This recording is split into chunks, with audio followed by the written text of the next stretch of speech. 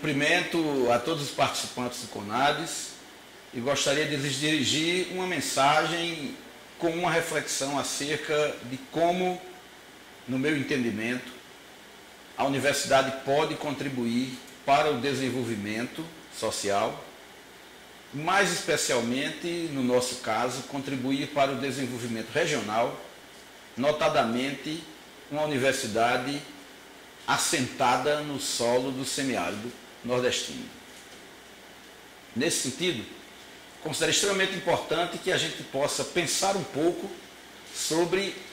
a universidade de um modo geral e o seu papel. O que é a universidade? Como ela surge como projeto e qual a sua trajetória até chegarmos aqui, para depois refletir um pouco sobre a atualidade. A universidade nasce na história da humanidade, na Europa medieval, ainda na Baixa Idade Média, e surge exatamente como um fenômeno vinculado à existência das cidades. Num primeiro momento, as universidades são formadas por pensadores, de modo geral, estudiosos que não queriam vincular o seu conhecimento ou restringir o seu conhecimento ao pensamento canônico, ao pensamento da igreja, de modo geral, que tutelava até então todo o saber produzido. E a partir daí as universidades, os professores e os estudantes que queriam construir uma alternativa de conhecimento autônomo, um conhecimento livre, um pensar livre e independente da igreja, dos limites impostos pelo pensamento da igreja da época, começaram a propor a criação de novas escolas. E a esse novo modelo de escola se chamou de universidade, ou universitas na época, que nada mais era do que uma associação de professores e estudantes. Ao longo de mais de 3 séculos, as universidades vão se constituindo como um projeto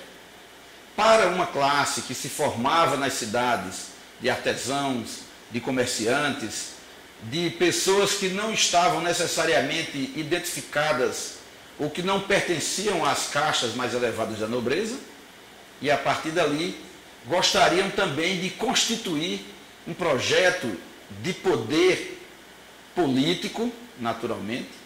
e também compreendiam que o conhecimento, o saber, um saber que fosse completamente autônomo e desligado dessa condição tutelada pela igreja de então, e viam nisso um instrumento importante para a construção do seu projeto de poder. Naturalmente, quem fizer o link imediato entre os rituais existentes nas universidades hoje, por exemplo, as colações de grau, em que se usa um capelo, que significa um pouco as vestes dos nobres, as coroas, um canudo ou um cetro, que era também uma das indumentárias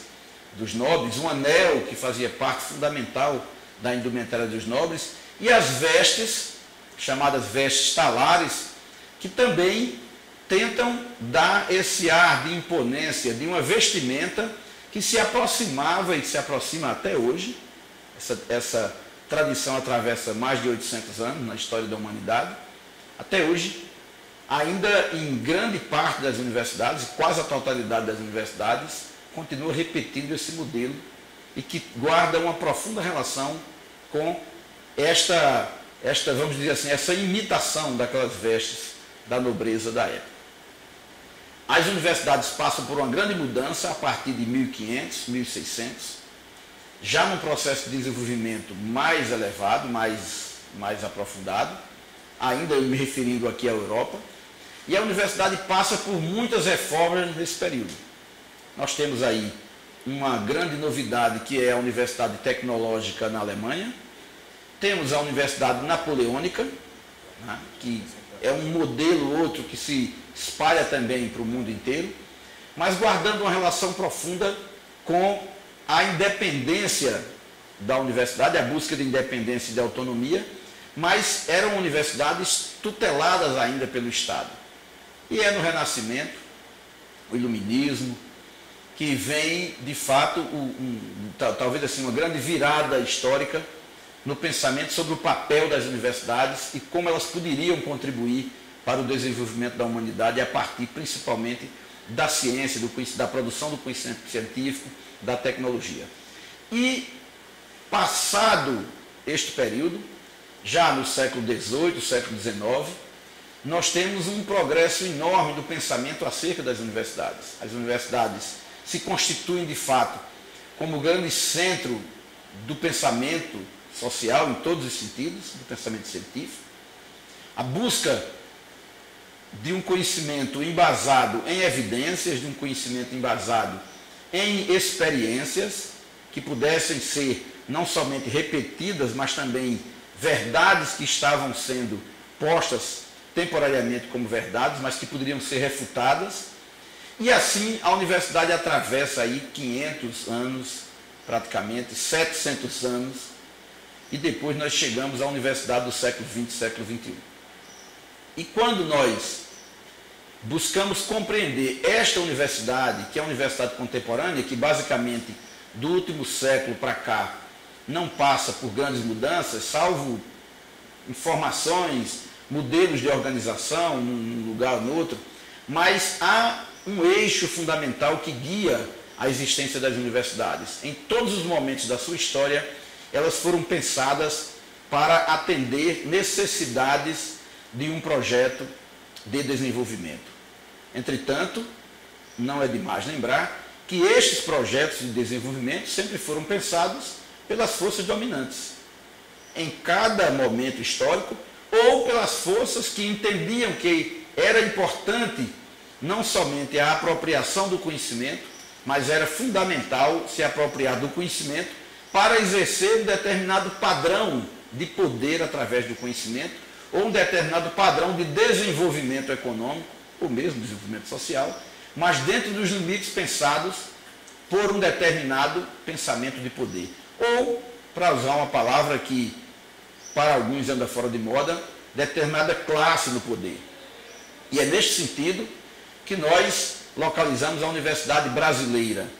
notadamente a Universidade Pública, que é o que eu pretendo destacar, tendo em vista o fato de ser gestor de uma universidade pública, de ser professor há 30 anos de uma universidade pública, de ter construído uma carreira desde o tempo de estudante até agora, de graduação e pós-graduação, sempre em universidades públicas. E é neste sentido que eu gostaria de fixar uma linha de raciocínio e trazer aqui como reflexão para vocês. Como nós poderíamos compreender a universidade como vinculada a um projeto de desenvolvimento, se historicamente a universidade tem mudado muito pouco? Mas se nós fizermos um pequeno review aí na história do Brasil, nós vamos entender que ainda na primeira metade do século XX,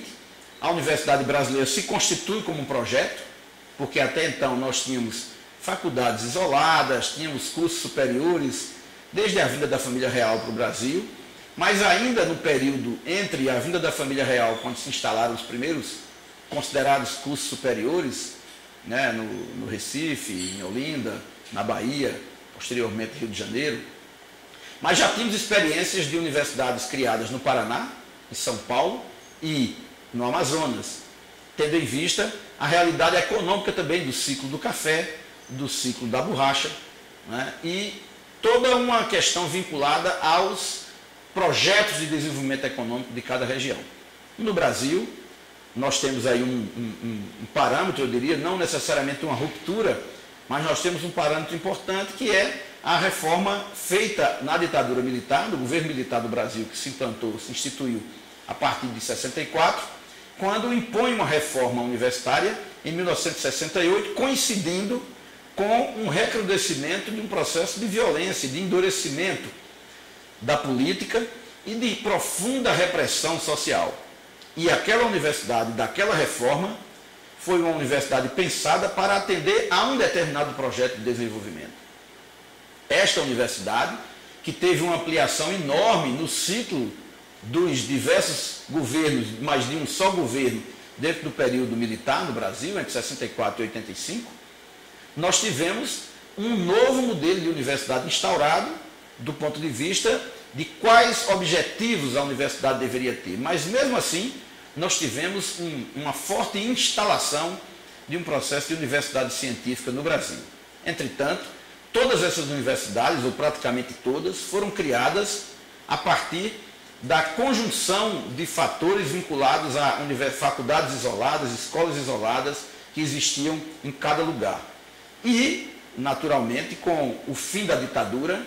a partir de 85, outra realidade se forma. E esta outra realidade que se forma no Brasil deveria, a nosso ver, deveria ser, e esta outra universidade que se forma no Brasil deveria ser, em nossa opinião, uma universidade voltada para a construção de um novo momento também da história do país, ou seja, um momento da história e da construção do processo democrático no Brasil. E acredito, pelo que se lê da história política recente no Brasil, principalmente a partir dos anos 80 para cá, é que esta universidade participou ativamente da construção deste novo momento. Uma universidade que possa ser pensada como uma estrutura democrática, uma estrutura autônoma, que pudesse, de fato, gozar de autonomia didático-pedagógica, científica, e uma autonomia de gestão administrativa e financeira, como foi consagrado no artigo 207 da Constituição Brasileira. Entretanto, aquilo que ficou definido no artigo 207 da Constituição Brasileira, na verdade, eu diria, nunca passou de uma intencionalidade, porque na prática as universidades nunca conseguiram instituir um verdadeiro processo de autonomia no sentido daquilo que pode ser pensado como autonomia universitária no sentido estrito e no sentido lato. Digo isto porque as universidades nunca tiveram, de fato, a possibilidade de pensar os seus projetos, de pensar os seus programas com um exercício pleno da autonomia. E a autonomia, no nosso entendimento, ela é parte fundante do ente universidade, a autonomia, ela é parte fundante da instituição universidade, porque sem autonomia não existe nem sentido para a existência da universidade, porque essa autonomia envolve a liberdade de busca do conhecimento, um conhecimento que seja não somente desinteressado, aquela ideia do pesquisador que busca um conhecimento desinteressado, uma pesquisa desinteressada, mas mesmo a pesquisa pura jamais poderá ser uma pesquisa desinteressada, porque é impossível, ao meu ver, ser cidadão, ser um sujeito político, sem tomar posição. Então, a ideia de neutralidade da ciência, ou de neutralidade do pesquisador, ela deve ser também refletida em todos os sentidos. E é deste modo que eu trago uma outra questão para incluir nesta reflexão. Em primeiro lugar, a necessidade de pensarmos dentro do processo democrático um modelo de universidade que pudesse fortalecer de fato a construção de uma nova sociedade, uma sociedade pautada pela liberdade, pela igualdade, pela busca da construção de fato, de um processo de constituição da cidadania para todos. Aquilo que foi pensado na própria Constituição, aquilo que foi pensado na própria Constituição de 88 e que se tornou, eu diria assim, num grande mote, como ficou marcado no discurso de Ulisses Guimarães, que foi o presidente da Constituinte e que a apresentou a toda a nação, dizendo exatamente isso, dizendo exatamente isto, chamando-a de Constituição Cidadã. E esta Constituição Cidadã garante questões fundamentais para as universidades, em todos os sentidos, mas também para as universidades públicas. Entretanto, os governos, seguidamente, nunca conseguiram assegurar essas condições. As próprias comunidades universitárias do Brasil inteiro nunca conseguiram assegurar essas garantias de funcionamento de uma universidade verdadeiramente autônoma. E é neste sentido que eu gostaria de levantar agora outras questões também para reflexão. Como nós poderíamos pensar uma universidade que efetivamente possa ser autônoma, mas que possa ser uma universidade voltada efetivamente para os interesses maiores do seu povo. Quando eu digo os interesses maiores do seu povo, eu não excluo nenhum segmento social. Mas é preciso deixar claro que a universidade não pode ser posta a serviço apenas dos grandes grupos econômicos para o desenvolvimento, por exemplo, de pesquisas que interessem exclusivamente as empresas que desenvolvem tecnologia. A inovação tecnológica na universidade não pode ser algo apenas para a apropriação de mais riqueza a partir de segmentos econômicos já empoderados pelas condições materiais que detêm. As universidades podem, e, em minha opinião, devem pensar o desenvolvimento de forma a atingir também a grande maioria da população, que, não tendo acesso à universidade como acesso universalizado ao ensino, possa ter acesso, pelo menos, ao conhecimento produzido pelas universidades. E é este conhecimento que eu gostaria de trazer como último item para a reflexão, para que a gente possa,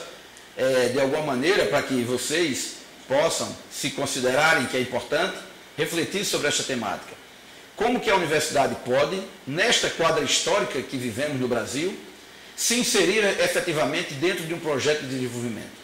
Então, para nós, todo e qualquer projeto de desenvolvimento, ou todo e qualquer projeto desenvolvido numa universidade, notadamente numa universidade pública, deveria pensar a sua realidade. É impossível discutir literatura universal e não discutir a literatura local.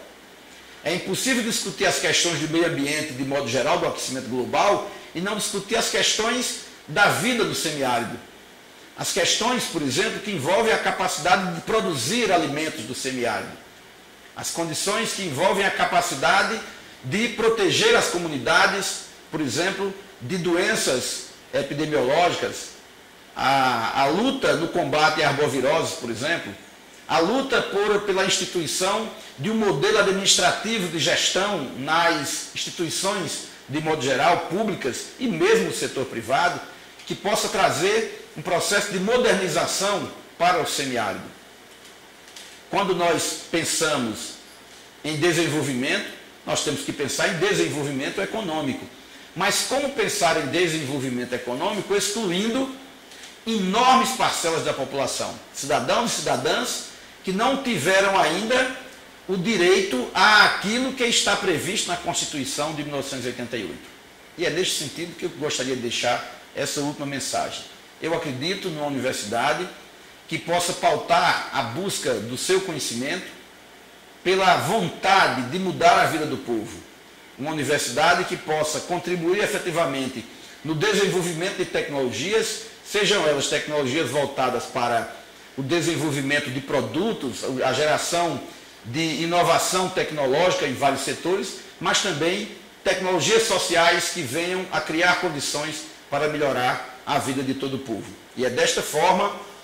que eu deixo como provocação. Como construir esta universidade que possa estar fincada seus pés no semiárido nordestino brasileiro, que possa ter a cabeça voltada para tudo aquilo que se produz de conhecimento universal em todo o mundo, em todo o planeta, mas nunca perder em perspectiva, nunca perder de vista aquilo que lhe dá sentido à existência, que é um forte compromisso com a transformação da realidade de todo o povo. É isso. Muito obrigado.